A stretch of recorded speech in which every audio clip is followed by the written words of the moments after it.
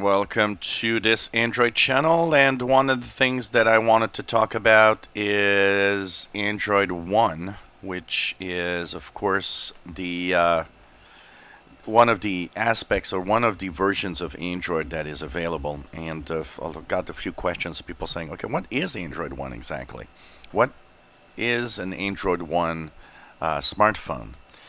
So Android One is different from what it actually wanted to be at the beginning. So Android One, when it was announced, was a initiative to actually have low-cost Android phones that were underpowered, if you want, run a stock Android version that would be lighter, and so it could run better, and bring to like basically developing countries low-cost phones that would run Android and that would actually work well, that would be fast, and that would actually be perfect for these markets. And it started like that.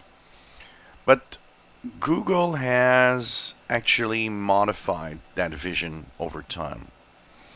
It now isn't a operating system just for the lower cost and less or underpowered phones, if you want. It now actually shows up even in what is high-end phones. And the focus has changed. Android One isn't just for low-end markets anymore, low-end phones. Even though it still has that side to it, it now is a way to actually bring stock Android to even other devices. So technically, an Android One device should have very little interference from the manufacturer.